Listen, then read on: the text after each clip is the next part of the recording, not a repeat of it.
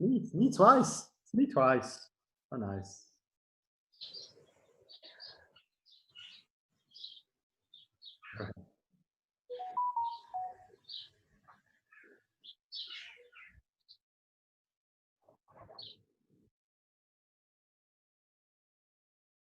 Marnie gone?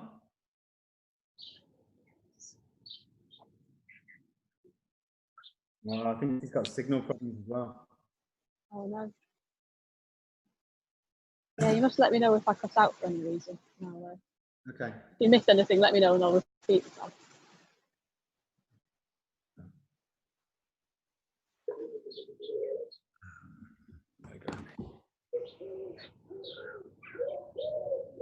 Oh, it's 7 o'clock on a Thursday night. Right. And we're going to be doing our first foraging live this evening. We're going to go out into the field and we're going to look at some plants. We have Hazel, but first off, I'd like to welcome to the foraging Chrissie. Welcome, Chrissie. Hello. Hello. Thank you very much, Nick. Right, this is exciting because I'm a very keen forager myself, and I do a lot of making salads with things and soups and things. And I think so many people are interested in this now, and especially during lockdown where they've been looking more and paying more attention to what's growing around them. So today we've got Hazel, who is from Totally Wild UK, and they run foraging courses all over the country. So if you're interested, she's worth getting in touch with. So Hazel, welcome. Hello. Thank you for tuning in. I'm here now in the middle of this lovely meadow. I'll stand up, just relaxing in the sunshine. So I'm bringing you to this beautiful meadow next to the River Mersey, just on the Trafford side, in Greater Manchester. And I wanted to share with you 5 plants that are kind of out and about this time of year that you can bring into your cooking, and that I hope are going to be fairly easy to identify as well. I'll talk you through them. I'll have a bit of a walk through this field, and I can take any questions at the end. Fingers crossed that my battery holds out. All right, is that coming across clear enough for everybody? Yeah, that's great. So hey, I've got my print off, and it's these 5 that we're going to be going through, is it? Yeah, that's right. I've got Rose Bay Willow Herb, which is this huge amount of pink stuff behind me. Then I'm going to do red and white clover, common hogweed, and then down the other end of the field we've got some nettles and some elder, which are both extremely useful. I've got my clover ready. Excellent. Now then, if I just turn my camera around and see if I can close up on there. Very nice clover, Nick. Even got a red one. Oh, brilliant. The red ones and white ones are both pretty useful, I'd say. Now then, Okay, if I turn around, can you now see this big bank of Rose Bay Willow Herb? How do I pick the nettle up, Hazel? You told me before there's a secret trick to this. Damn, isn't it? Have you managed to sting yourself already, or are you picking for the first time? I've slightly stung myself, yeah. So it happens.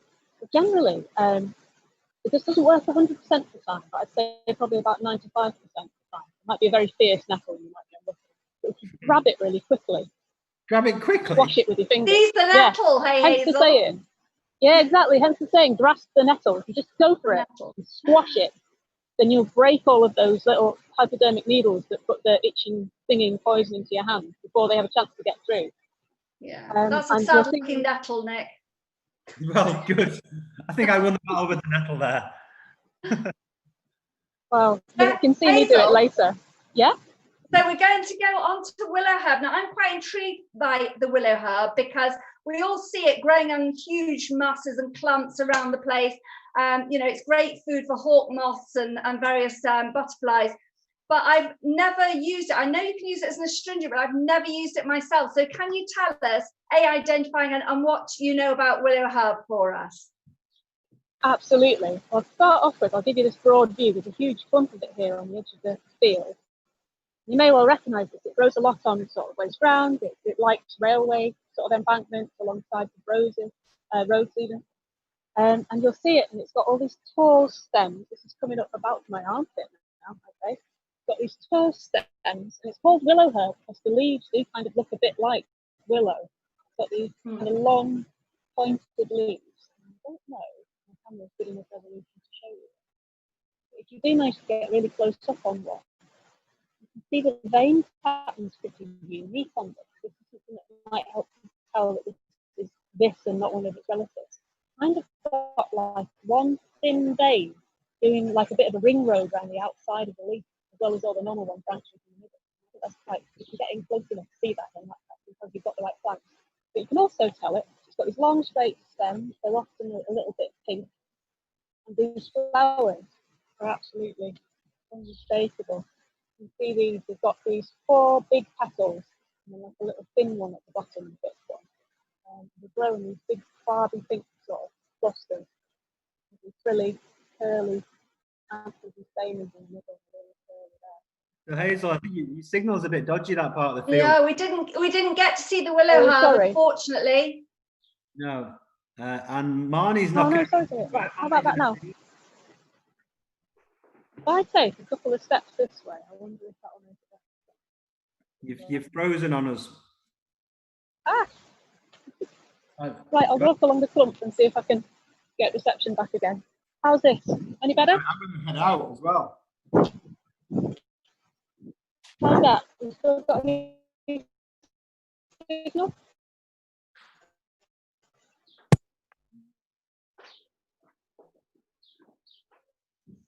Have we still got Hazel? I can still hear you guys. Can you hear me?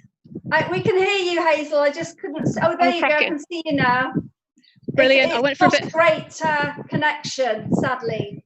Sorry about that. Right. In that case, I'll come back to Willow Herb because I seem to have a dead spot when I walk towards it. But there is some more at the other end of the field, so I'll try it again in a minute.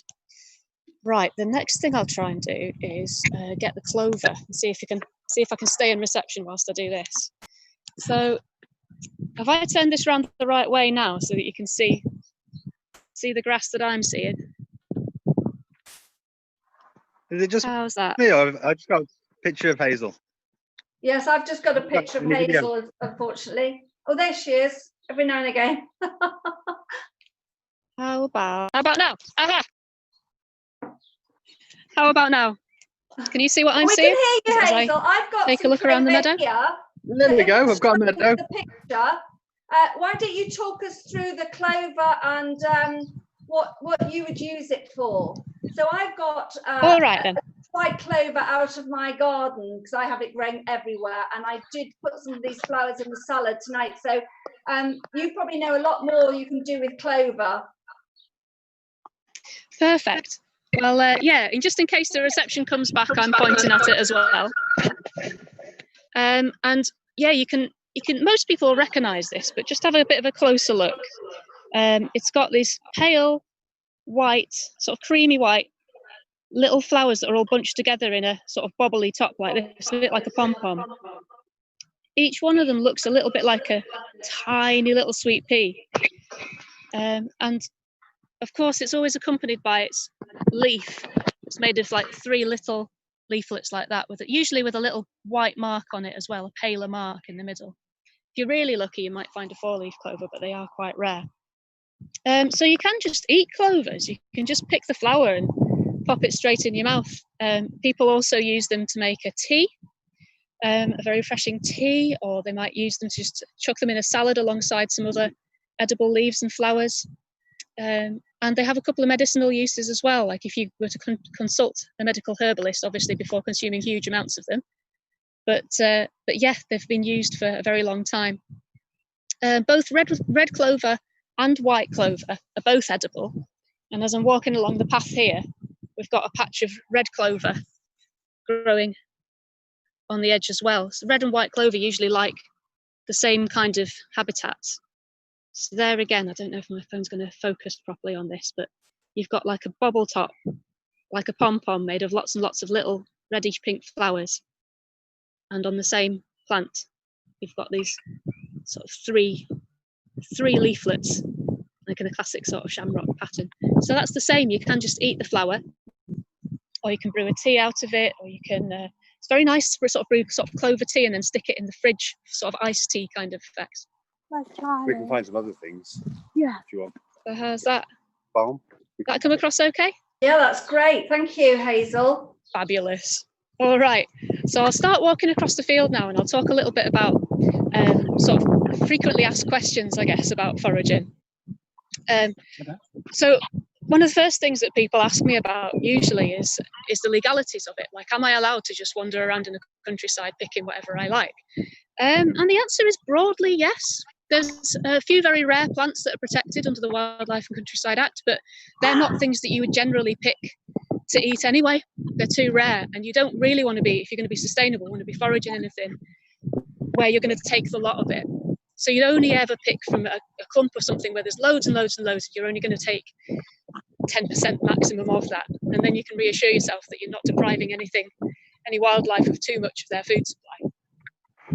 But yeah, generally speaking, if you're on a public footpath, you can have any of the 4 Fs. So that's flowers, fruits, fungi, or foliage, or leaves, if that's easier to remember. and you get, as long as you're not digging the plant up or actually killing it, then that's not too much of a problem. If you did want to dig something up, you would need the landowner's permission, and obviously it would need to be something that wasn't super rare. Again, if you're a responsible forager, you wouldn't be picking something super rare anyway. And as I've wandered along, I've got onto my next plant, which was hogweed, as we were discussing earlier. Let me just turn you around again. Hazel, have I found one here? I think you may well have done. Yeah, that does look very much like a hogweed there. Now let's have a look at the leaves just to make sure. Can you take us in a little bit closer? Yeah, that one. Can see a bit of nettle. Yeah, those hogweed, that does look like hogweed leaves.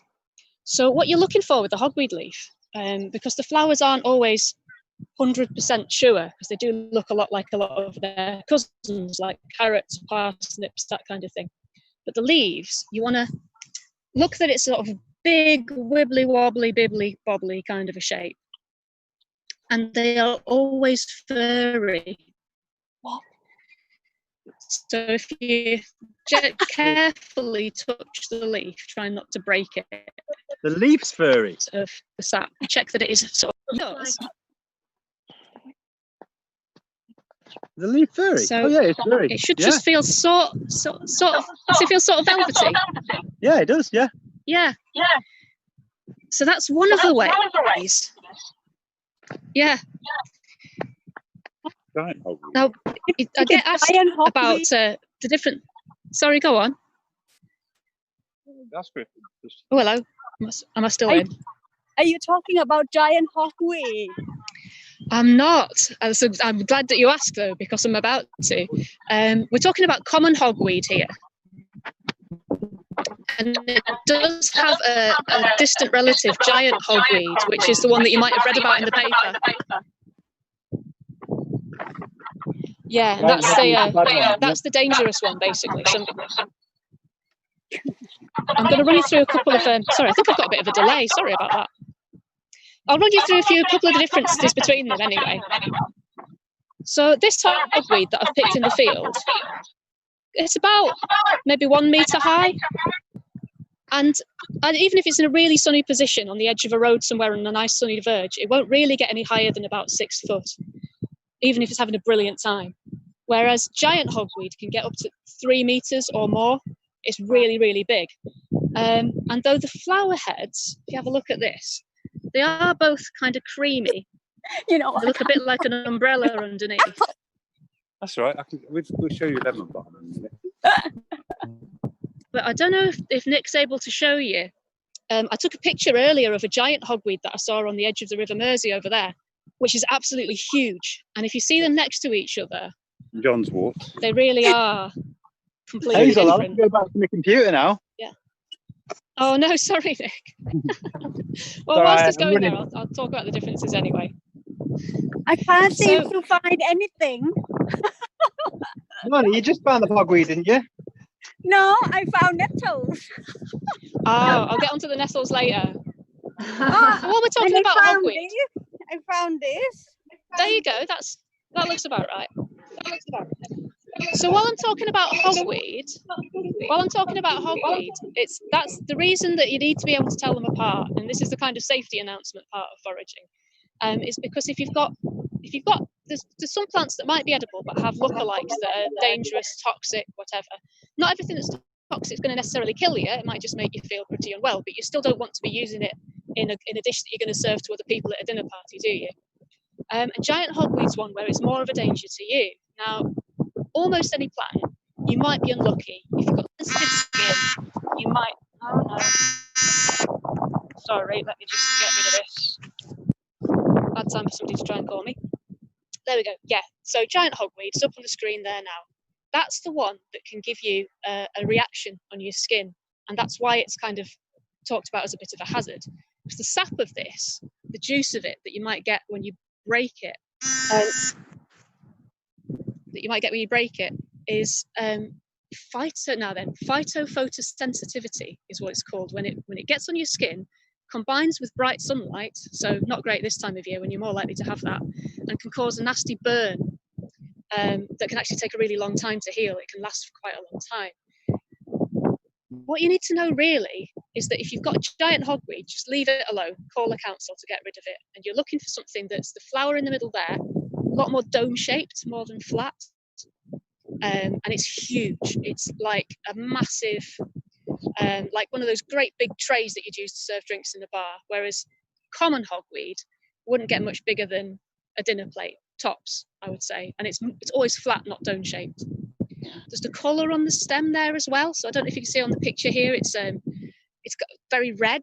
It's often got like red speckles on it, a bit like sort of blood spatters almost. And Hazel, yeah, go on. when they're young, you know, in the spring where, you know, things like hogweed, when they're just coming up, they're that shoot and they're starting to unfurl. I know that's meant to be the great time to pick them and steam them. And everyone says how delicious they are. So how is that? Can you tell the difference at that stage with the colour on the stem? At that stage, you need to have your eye in a bit more, I would say. It's not for beginners at that point. But what I would do is, if you're interested in learning hogweed, is look for it at this time of year when you can still get something useful out of it. So I can just pick these seeds that are just coming around now, and they taste a bit like sort of green cardamom. So you can pick them and use them as a bit of a spice, use them in curries and such like. So I'd go looking for it now when you can see how tall it is.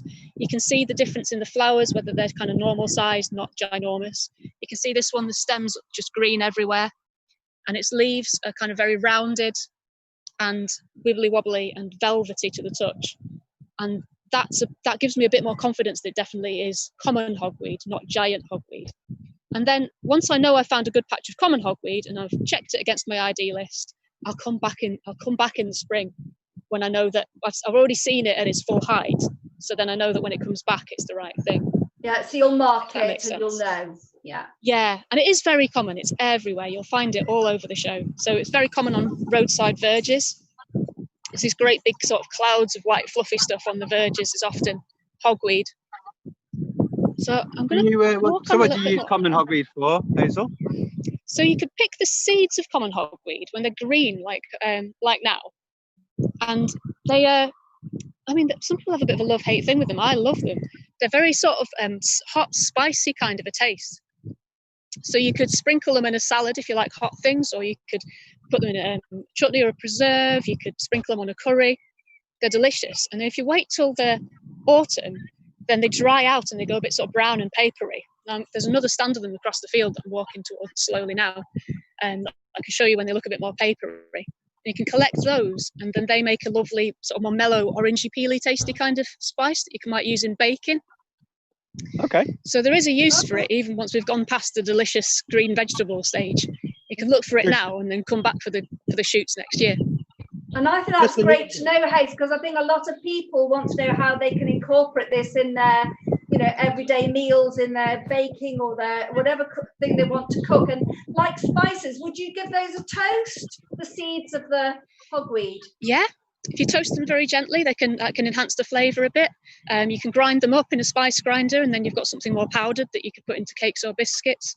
Or people use them for flavour in sort of alcohols as well. So if you're a bit more of a mixologist and you're interested in making homemade sort of flavoured spirits, then you could infuse them in some gin or some vodka to get the flavour out that way, and then use it in a cocktail.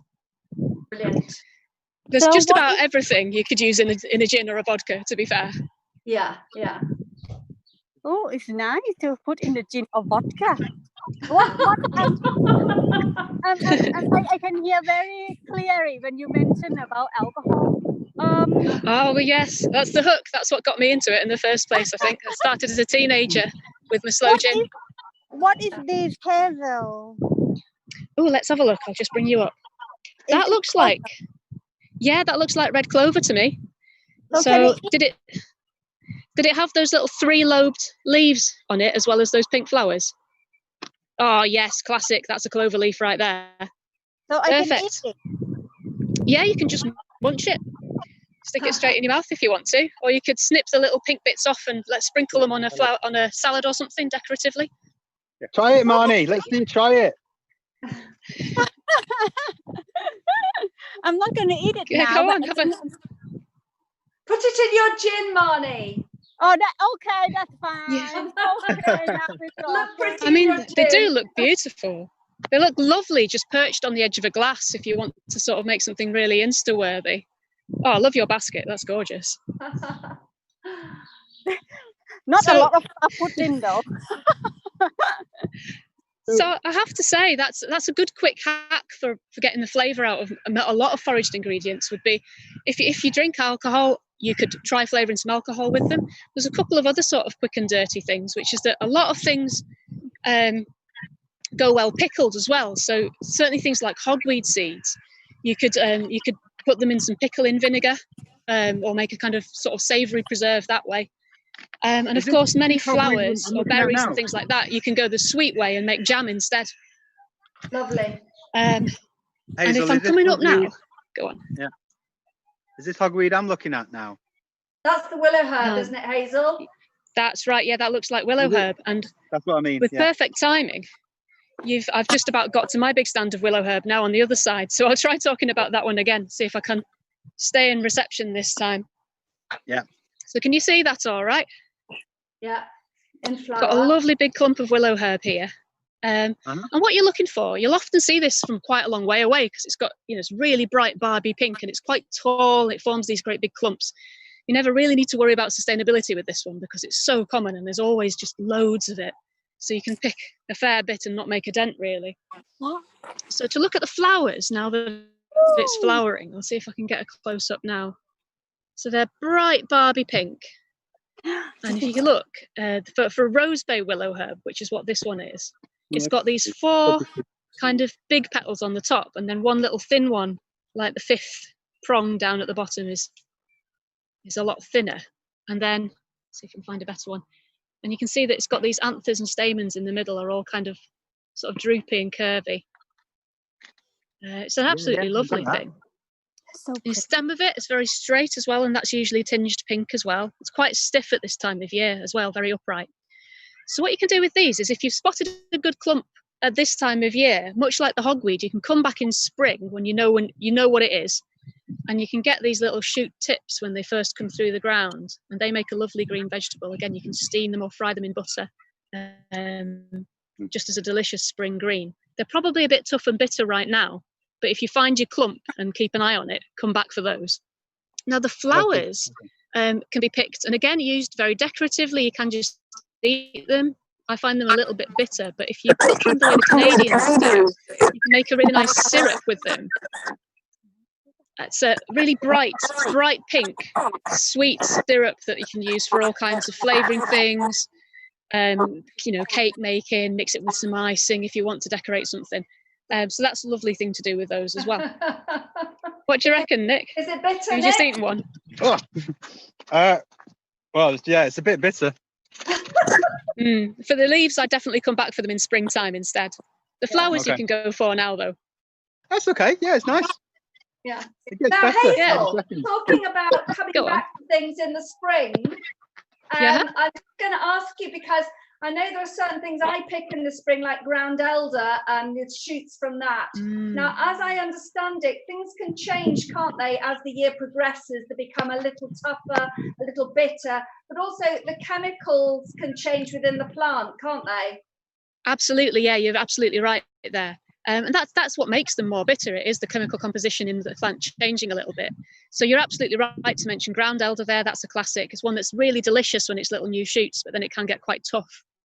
And often, I mean, if it's a plant like ground elder, it is still edible later in the year. It just gets a bit more tough and leathery. So if you're going to cook with it, you'd maybe use it more in a stew, something where you cook it a bit longer and break it down a bit more. So rather than treating it like in the spring, when it's new shoots, you might treat it like you would a stir-fry ingredient, you know, just basically just cook it very quickly or not at all, and keep it really tender. Whereas as it gets a bit older, you might move to using it more like spinach and then using it more like, say, kale or cabbage that needs to be cooked a bit more. Yeah. And it's definitely worth, as you get your eye in over the year as a forager, sort of marking what things look like from one week to the next. You'll start noticing what things look like as they get taller, as they get bigger, as the flowers come out, as the seed heads form, and you'll get used to then knowing what the same thing is at different times of year. You can definitely do it with practice. So is that Marnie has some elder there? I think. Let's have a look. Well, it looks like it. Yes. Yes. Yeah, that looks like elder. Brilliant. So I've got to my elder tree now as well. Now, are you out in Cheshire there? I only ask because the microclimate is such that around Greater Manchester, the flowers are almost over. And you'll find this up and down the country as well. Generally, the further north you go, everything's a little bit later. I think Marnie's in the So I'm gonna- Cotswolds. Hazel. Are you in the Cotswolds? All right, well, hopefully you've got a little cool spot that's going to mean those flowers stay for a little bit longer. Looks beautiful. So I'm going to focus in on that, what you're looking for with elder now. And the first thing, if I take a step back, is that you're looking for a big untidy looking tree like this. So this is just in the hedge at the side of my field. Really common. Can we eat it? This is quite a big tree, and it looks really quite untidy. Like there's a couple of other trees that have got similar-ish leaves, but I'm thinking of ash and I'm thinking of walnut, and they both get really tall, really impressive, like that big one over there. Elder's always going to be a bit short and a bit untidy and a bit kind of scruffy looking. It never makes a massive big tree. Hazel, am I on? Is this one here? Let's have a look. You've got one right near. Yeah, that that's looks about yours, right. it's Your house, Nick. Yeah, that looks right. Yeah, I can see those little berries just starting to form. Berries forming. Perfect. So yes, I'm seeing that on mine now as well. So we've got these leaves that again divided into little leaflets. Usually there's about 5. You might get 7. There's always one at the end and then a couple of pairs going down. If you crush them up, you'll notice a really peculiar smell. Unless almost always, they just. This is where Zoom foraging, I guess, leaves something to be desired. If you crush up an elder leaf, it's got a really distinctive, weird sort of chemically smell. Now, as I was walking, do you see what I'm talking about? Yeah, totally. I was asking all the guests on the walks at the Great British Food Festival last year what they thought it smelt of, because everyone always says something different. And one guy said, like smoky or something, isn't it? Yeah, it's like a bit smoky, a bit chemically. And this one guy said to me, "Oh, it's like that smell when you bleed your radiators." And I cracked up because he was absolutely right. It's this almost metallic kind of smell. Or like my housemate said, it's always a bit like the smell when you're trying to solder something. Nice. He's forever trying to build things out of other things. So that's quite a good ID feature there, is that if you squash the leaf, you'll get that strange smell. And then, of course, there's the flowers. Now, all through sort of June, you get these lovely white flowers. Again, they're kind of growing in something that doesn't look a million miles away from a hogweed flower, and they've got this kind of umbrella structure underneath, lots of little stems. Yeah. But the flowers are sort of white, creamy, sort of bubbly looking. They always remind me of champagne, and that's one thing you can do with them, of course, is make elderflower champagne and elderflower wine. Look very fluffy and sparkly, and again, they've got that classic sort of elderflower smell when you give them a whiff. On a hot day, you can really smell them. Again, That's what you other did, things that Chrissie, might have you white made flowers, if it doesn't smell of elderflower, then it's not elderflower. There's nothing else smells like that. And they're And great. then finally, You can make great fritters with them too, can't you, Hazel? oh yeah, they're glorious. If you sort of dip them in a bit of tempura batter and then sort of fry them very quickly, dust them with icing sugar, they're absolutely gorgeous, these flowers. And of course you can You can make cordial with them as well. I've made a big batch of cordial with these just a few weeks ago. And if you can boil it down a bit more, you can make a sort of thicker syrup that you might then use to sort of flavour things in baking. You get this sort of lovely elderflower and lemon cake. And there's a recipe for how to make elderflower cordial and elderflower syrup on our website, of course, if you want to go and just sort of check the quantities. But that's a really good sort of quick and dirty foraging thing. Again, if you've got anything that's sort of on the sweeter side of the spectrum, anything flowery, then making a sort of cook it down with sugar and with some water and make a syrup out of it is a really quick way of preserving that flavour to then start experimenting with. And then, of course, the last thing with elder, and I saw that on Nick's and I can see it on mine as well, is that when the flowers are gone, don't despair if wherever you are, they've kind of gone over a little bit. If you can see these little green berries just starting to form, mark where it is, come back when they're round and black and shiny in the autumn, usually about September-ish. And then those berries can be used as well. You can chuck them into like a lovely savoury sauce, maybe for like red meat or something like that. Chuck them into, if you're going to do something with red wine, then elderberries can add a bit of extra depth to that. So yeah, there's a couple of different things with this tree. If you miss the flowers, don't panic, come back for the berries. Okay. Right. Now then, I'll go over to my nettles now. There's a lot of lovely nettles in this field. You've got your It's getting quite late, isn't it, Hazel, for this time of year for nettles?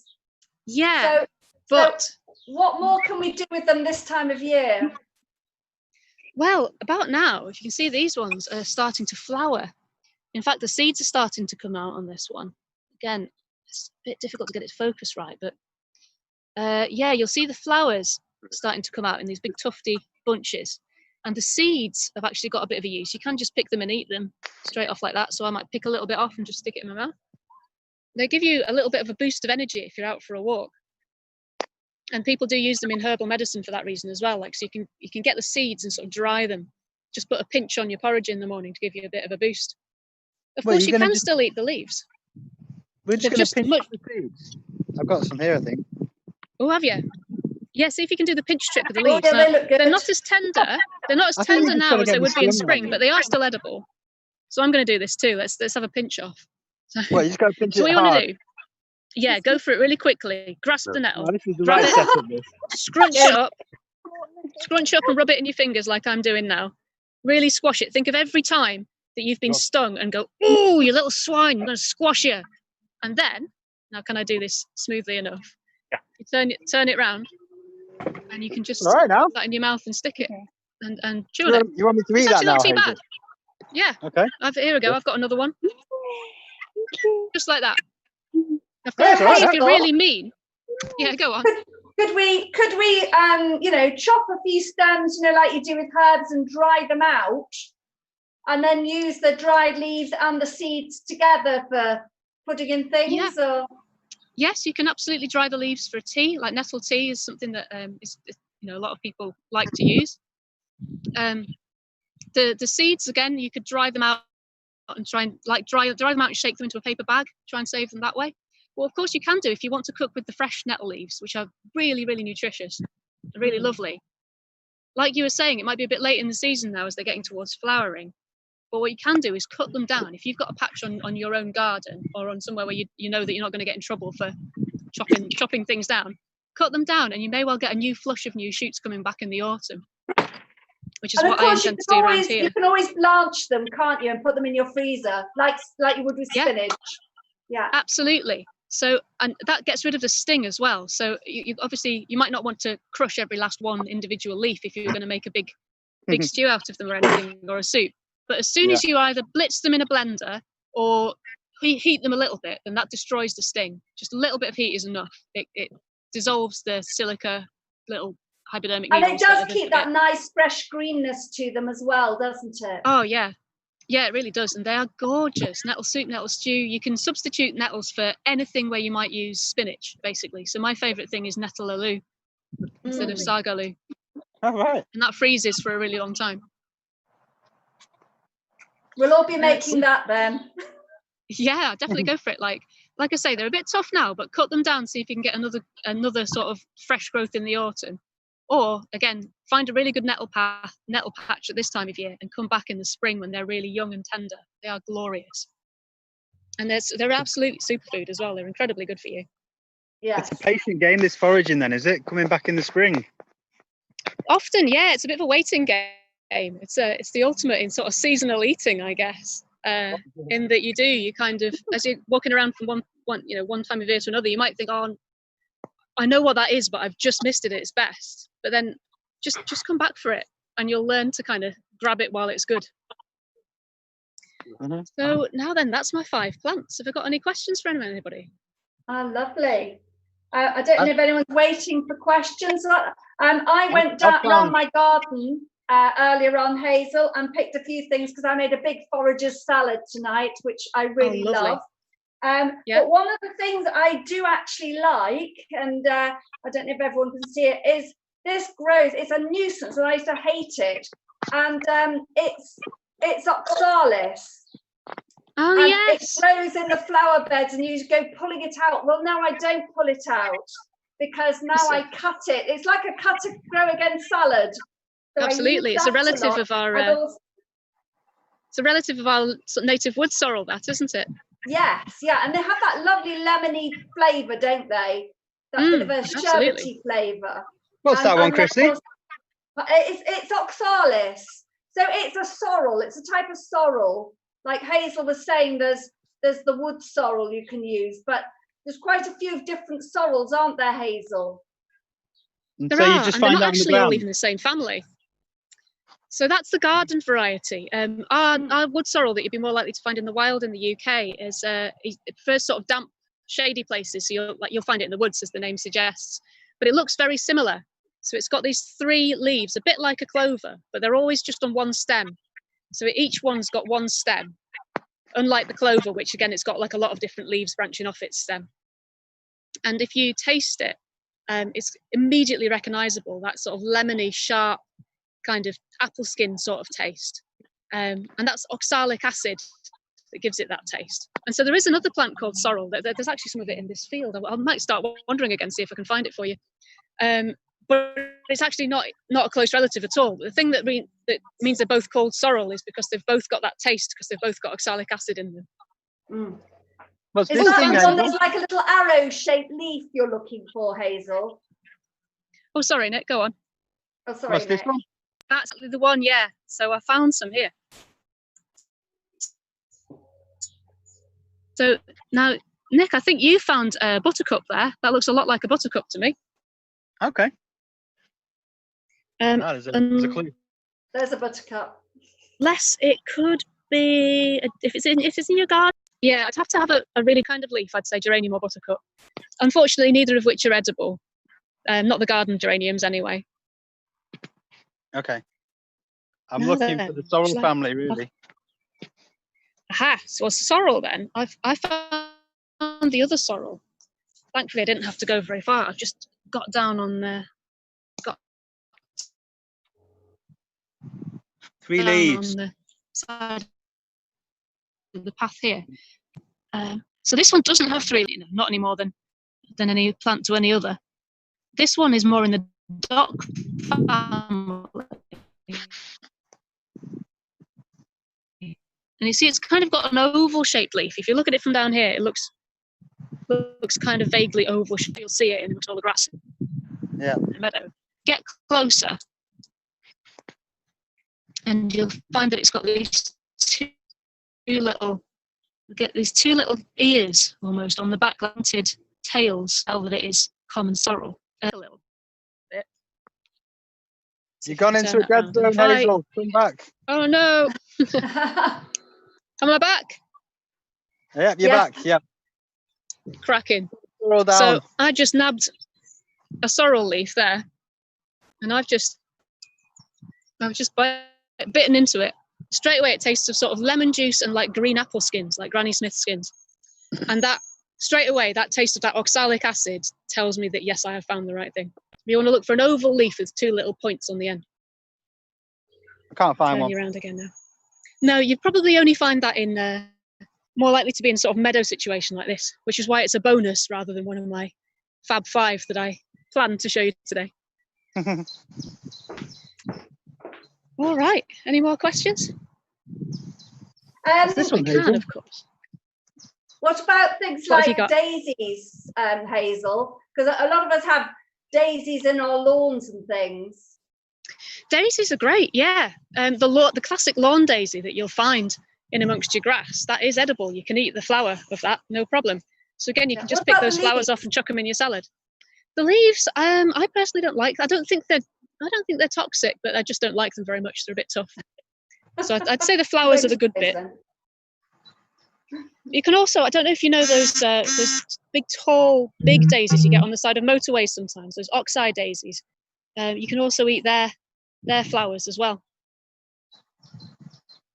And I'll tell you what else I picked out of the garden is this Herb Robert. A lot of people don't like it, do they? Because it's quite smelly. Yeah, now that is in the geranium family, which is why I thought of the garden geraniums maybe. I wouldn't always recommend them. Herb Robert, on the other hand, it's got a couple of herbal uses as well, hasn't it? And of course, it's got that really distinctive smell. Have you used it for that flavour? Well, I've been told to use the flowers and things and make a tea with them, and I haven't done so up to now. But I have used scented geraniums and infused the leaves from scented geraniums in milk, to make an ice cream and things like that.